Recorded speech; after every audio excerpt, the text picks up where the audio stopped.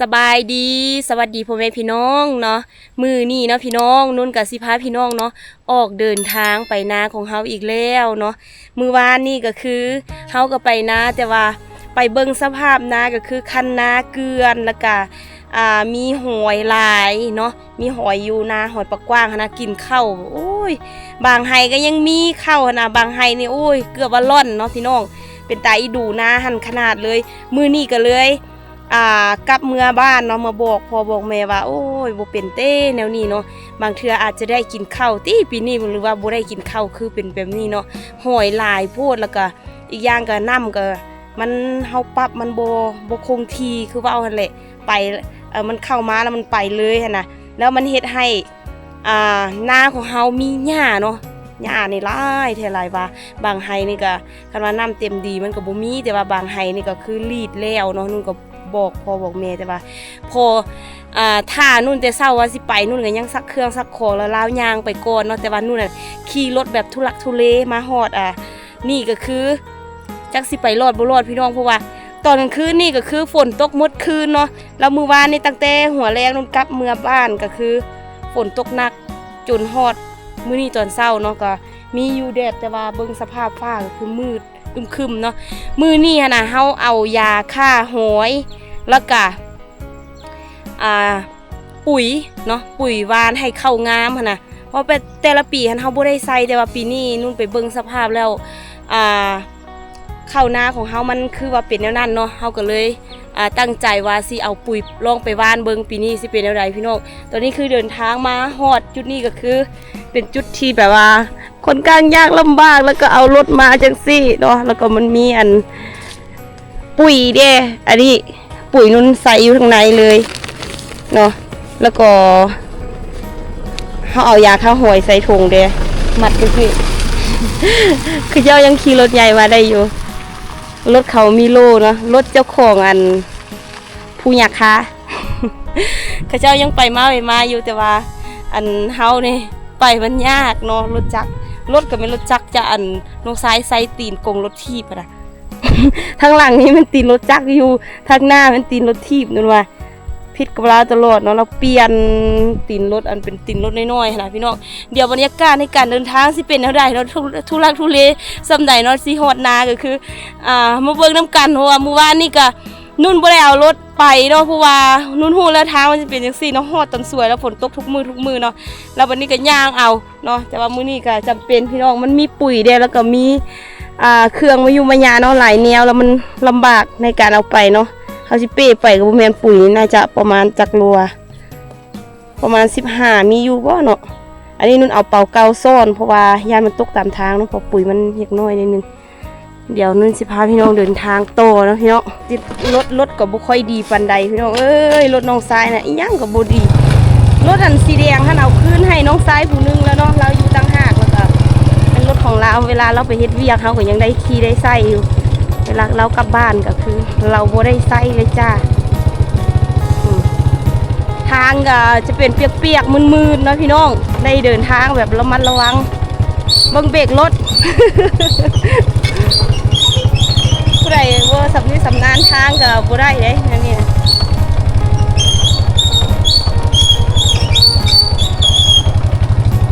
เบรกรถคักกาย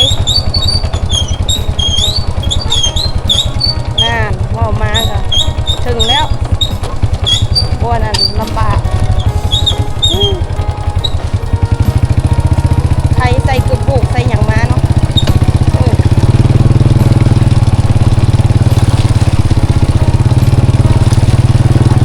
เดินทางทางหลังจ้าจับกล่องว้ายมาอีกแล้ว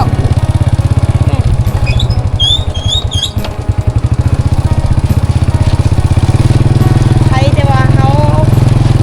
ตำนานทางเนาะทางเขาไปมาตลอด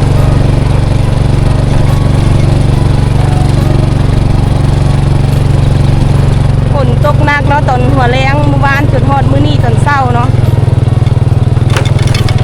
แต่ว่าเส้นทางนี่นักคนเที่ยวคันว่าแดดน้อยนึงมันก็ไปได้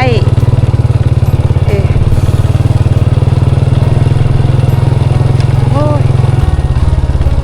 ตอนมานุ่นว่าสิตางสาลีมาเอามาขายเนาะ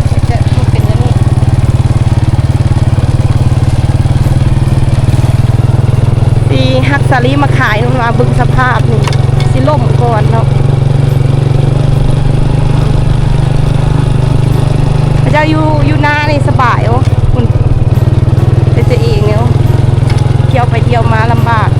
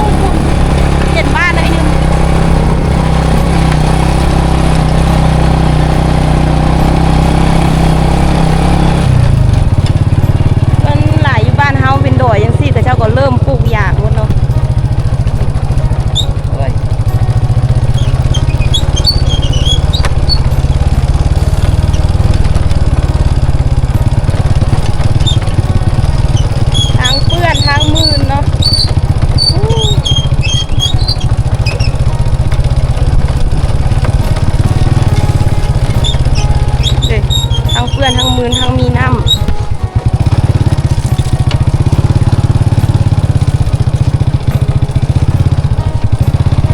ว้ายรถไปแล้วนี่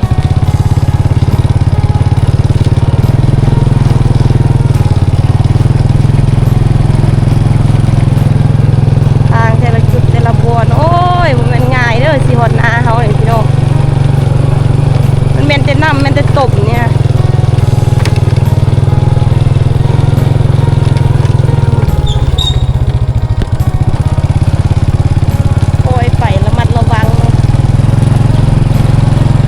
ก็ดอยมืนเด็ก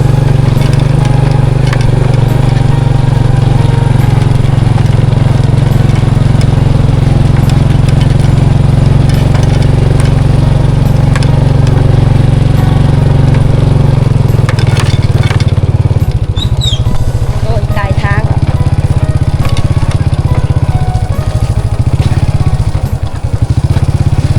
ไหวเต้สิล้างรถบ่แบบนี้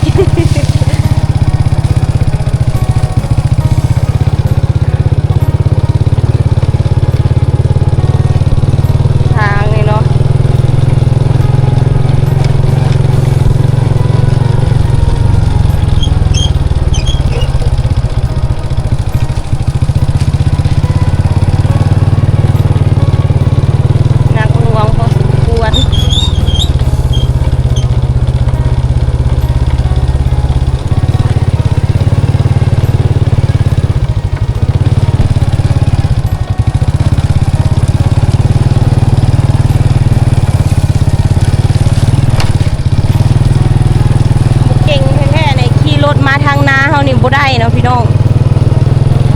ก่อนสิฮอดนาเนาะคันว่าฟ้าแดดฟ้าดีนี่ก็ทุลักทุเลพอสมควรคันคนบ่เป็นรถนี่บ่รอดเนาะบ่ฮอดนา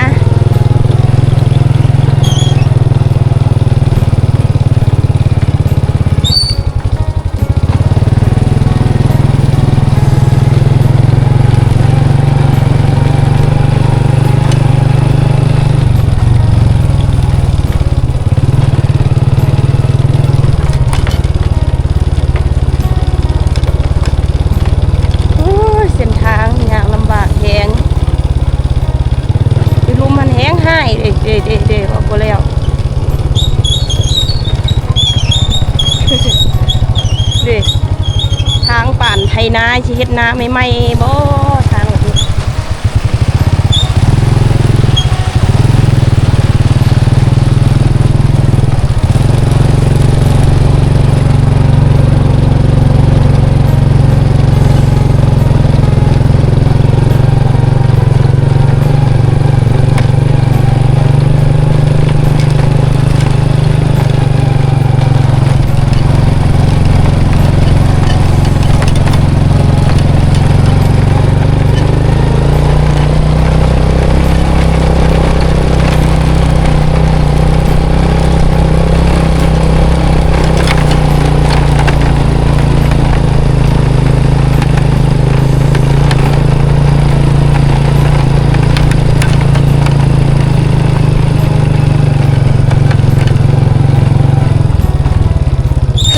ขึ้นดอยเรื่อยๆแบบลงดอยก็ลงดอยเรื่อยๆเนาะเลย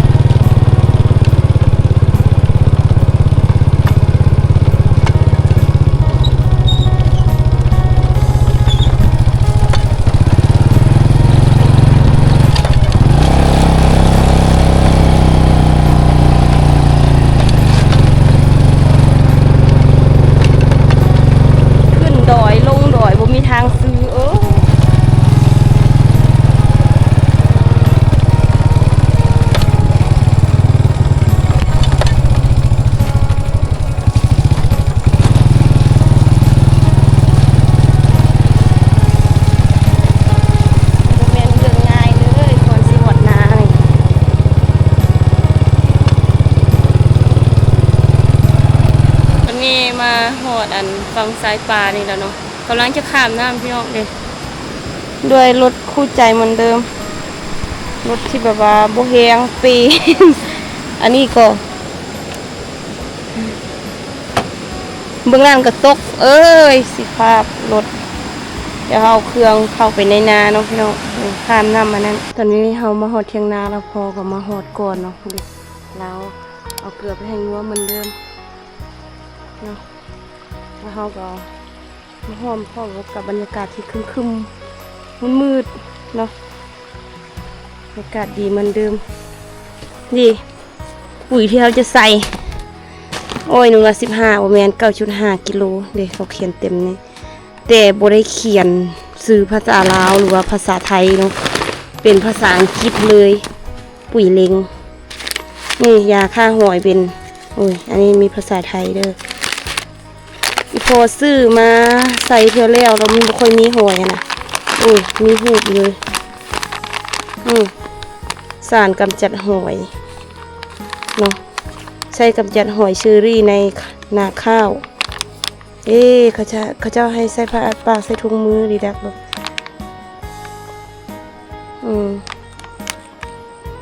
ให้ใส่ผ้าปากใส่ถุงมืออีพอเราเอามือละลามาบานนี่ตายแล้วเบื่อแล้วนี่มันให้เห็นหูดีดักเนาะไข่หอยกับหอยของไทยพี่น้องภาษาไทยทุกอย่างข้างหลังก็เราก็จะมาเอาไปโลวานเบิงเนาะเป็นอะไรแต่นุ่นมีถุงมือจะนี่นุ่นจะเอาน่าจะเอาถุงดำนี่ซุปใส่มือแล้วก็ไปโลวานแถวมีน้ำเนาะหลังจากมาหอดนาเนาะนุ่นกับพอกับแบงนาเวียกกันเนาะพี่น้องลงสภาพเหือนุ่นน่ะโลเก็บอันไข่หอยแล้วก็โลเก็บหอยแล้วก็โลวานยาหอยหันแถวน้ำเนาะแต่ว่าวานมาหน่อยนึงวานแถวอันตู่พันลงมาเนาะทั้งนั้นทั้งหากระวานส่งไห้ก็คือยาหอยมดพี่น้องวู้ว่าจิทั่วที่ถึงบ่แต่ว่าทั้งลุมพี่ รู้สึกว่ามันก็บ่มีหอยหลายมันมีได้ทางเทิงพุ่นมีประมาณ3-4 ไหนี่แหละพี่น้องนักแท้ๆเนาะนี่พอก็ไปโลวานนั่นปุ๋ยพุ่นใส่ปุ๋ยนาข้าวเนาะปีนี้ปีกายปีก่อนปีหลายปีที่แบบบ่ได้ใส่หยังเลยเนาะเวลาตกมาปีนี้ก็รู้สึกว่าข้าวก็ได้น้อยลงเนาะปีกายนี่ได้น้อยลงแล้วก็ของคนอื่นคือว่านาน้อยรุ่นของเฮานี่เขายังได้หลายเนาะของครอบครัวนั่นก็ว่าบ่กว้างก็กว้างอยู่เนาะแต่ว่าแต่ละปีได้แต่50 เป่าเนาะ50 เป่าคือได้หลายสุดแล้วพี่น้อง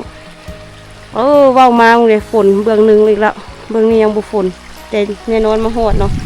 นุ่นไปโลเก็บหอยกับไข่มันนี่แถววานบ่ฮอดเนาะพี่น้องไข่ก็ได้หลายหอยก็ได้หลายแต่น่าจะบ่เอาไปกินเพราะว่าเฮาได้ทอกยาแถวเทิงเด้หั่นน่ะแนวไหลน้ำมันก็ไหลลงมาคือเก่าเนาะหอยนี่เก็บมื้อวานมามื้อนี้คือเก่าพี่น้องไข่มันนี่สะทรายบ่ก็หลายเด้กี่แบบที่ทุบมันนี่อันนี้ทุบทิ่มเนาะมื้อวานนี่ได้ก็ทุบแถวนี้วงเดียวแมงกระเบือมาจับ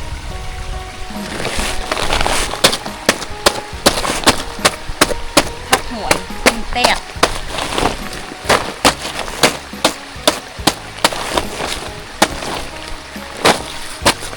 ได้เป็นผงเป็นเป่าท่านมือว่านเนี่ยตามนุ่นเก็บมือว่านเนี่ยคือที่ได้เป็นเป่า2 เป่าเนี่ยพี่น้องความมันหลายมื้อนี้ก็เลยแบบมาเอายาอันนี้มาใส่เนาะบ่ซันบ่ไหว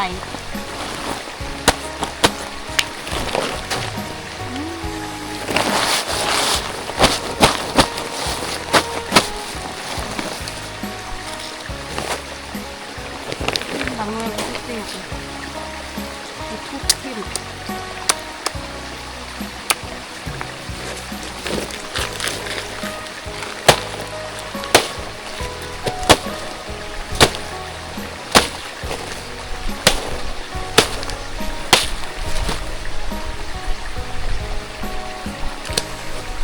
มาอีกแล้วฝนนะมาอีกแล้วพี่น้อง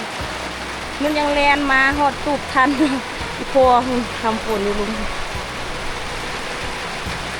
ทุกมื้อฝนตกแบบนี้เนาะพอตอนสวยมันตกพอฝนสวยมันตกเลยผู้หยาคาเนี่ยผู้เห็นอย่างเลยมืดปุ๊บเลยแต่ปูนะความฝนแห้งบรรยากาศยามฝนพี่น้องเมื่อกี้พาพี่น้องมาลบฝนอยู่ตูบเนาะลบฝนบื้อนึงก็คือว่าเอื้อนนึงก็นั่งกินข้าวหน่อยนึงว่าสิมาฮักสาลีวันนี้มาฮอดส่วนสาลีเนาะมาฮักสาลีหน่อยนึงแล้ววันนี้ฝนตกอีกเนาะได้มาลบฝนอยู่กับตอไม้พี่น้องเด็กสาลีได้เต็มถุงไปโลฮักแถวนั้นเนาะว่าสิเอาเมื่อต้มไปขายเนาะเพราะว่ามันแก่แล้วขนาดมันแก่หลายอีกขนาดปะอีก2-3 มื้อน่าจะบ่เป็นกินเนาะบางห่วงมันแก่เนาะมันอาจจะแข็งคันว่ามันแก่หลายนะเด้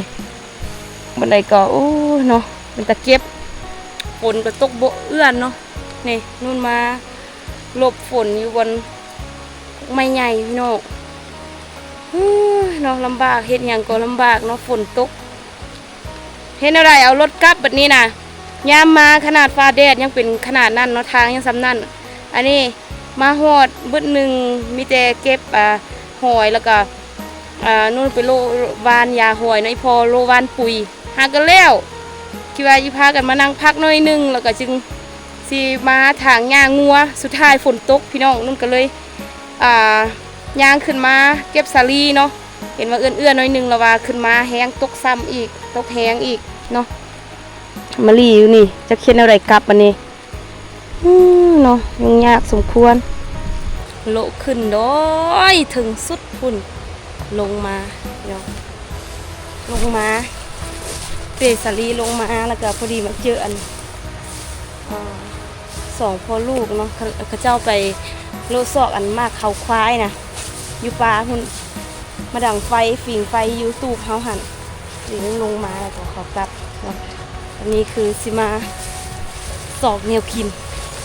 สอกโนเนาะ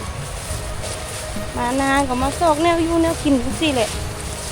เฮ็ดจังได้เอารถกลับนะพี่น้องงงเลยฝนตกหนักเลยหญ้าแบบงามแท้งามว่าจนแบบโอ้จะมีบุนอกโนไม่ก็แมนยูมันแมนฤดูกาลแต่ว่าคนมาหาอยู่หากินตลอดเนาะบ่ว่าจะเฮาบ่ว่าจะคนภายในหมู่บ้านโอ้ยดิเห็นอยู่ในพิมพ์ดิออกอยู่ในพุ่นมันได้เอาออกมันนี่เห็นอยู่นอนเนาะโอ้ออกเรือนลำบากเลยขยะบนเอาได้ว่าเนี่ยแหลมๆนะสิคุบตามบาดนี่เนาะ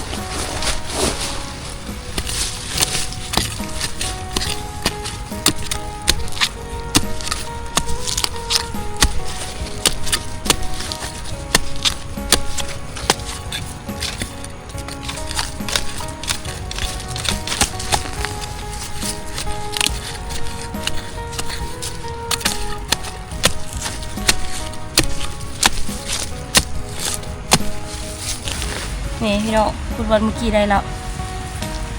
ตัวหนูมากัดกินนี่ถึงแล้วก็จวบอันใหม่อีกแล้วไก่เนาะ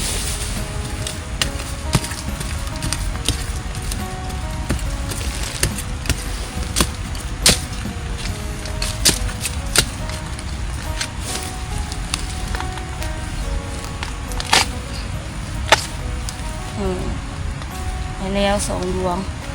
น่าจะคุดประมาณ3พอแล้วแหละเนาะเอาเมื่อเฮ็ดแกงกินแกงหน่อไม้เนาะหน่อหวานพี่น้องหน่อหวานดวงใหญ่ๆเลย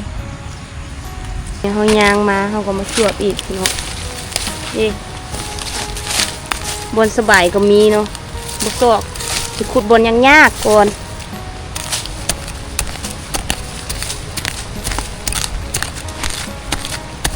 บนแบบมันบูอยู่ใกล้ซุ่มจังสิมันก็สบายเขาขุดเนาะโอ้ยเห็นอันนี้อีกเด็แตกนี่ป้อนออกแตกมันจะนอนดวงมันใหญ่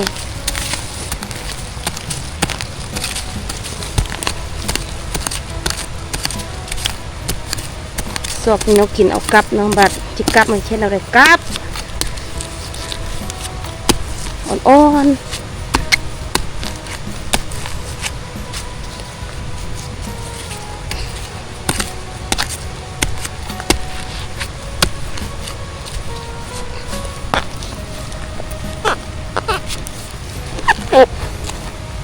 โอ้โหความอ่อนสุดเลยยังดวงนี้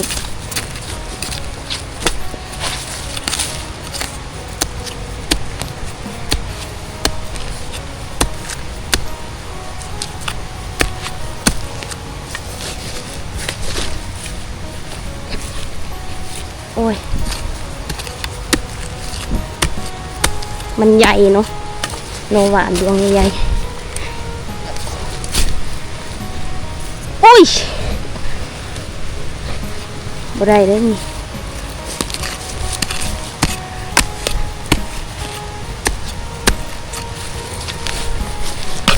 โอ้ เกือบไปทั้งคนโอ้ยพอแล้วเนาะ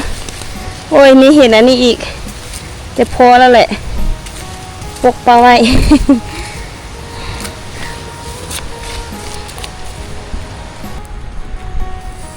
หนาวเสื้อยังเปียกหมดถงเปียกหมดเลยเป็นเอาแล้วเลยยังใส่แพรปาก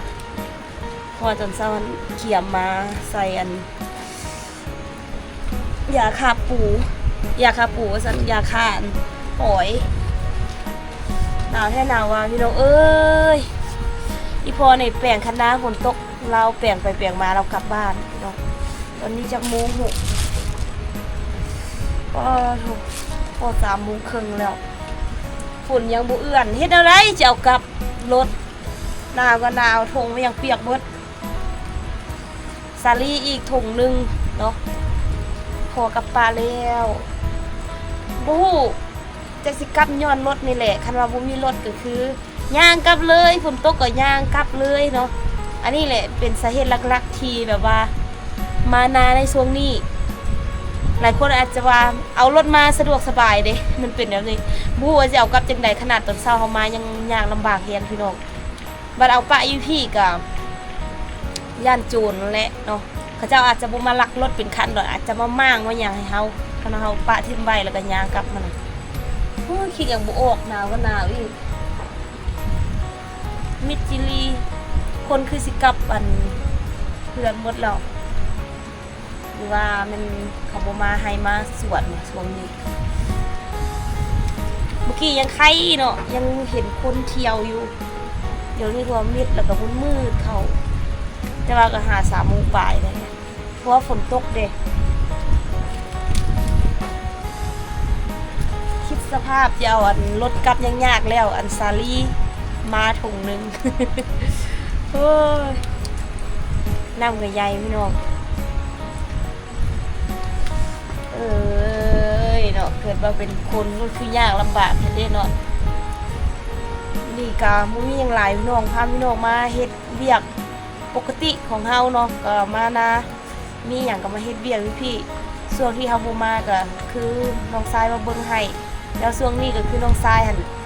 เริ่มไปใส่กับใส่แมนแล้วว่าคันว่าอยากไปก็ไปนำหั่นน่ะแต่ว่าฝนตกขึ้นมาไปก็ยากเนาะบางเทื่อก็ได้ดำน้อยบางเทื่อก็บ่ได้เลื้อยเฮาไปแล้วบอกไปนอนป่าเลยพี่น้องเนาะก็สำหรับคลิปวิดีโอนี้ขออนุญาตปิดเพียงเท่านี้เนาะขอบใจพ่อแม่พี่น้องที่เข้ามาติดตามรับชมคลิปนี้จนจบและคอมเมนต์ให้กำลังใจนุ่นตลอดมาเนาะขอบใจขอบคุณหลายๆเด้อพี่น้องขออนุญาตฝิ่งไฟจังสิได้กลับจักม่วงกับผู้กันคนฝนเอื้อนจังสิกลับเนาะคนฝนบ่เอื้อนนี่ซอกยู่รถกลับบ้านเนาะอยากสมควรเนาะเศร้าเลย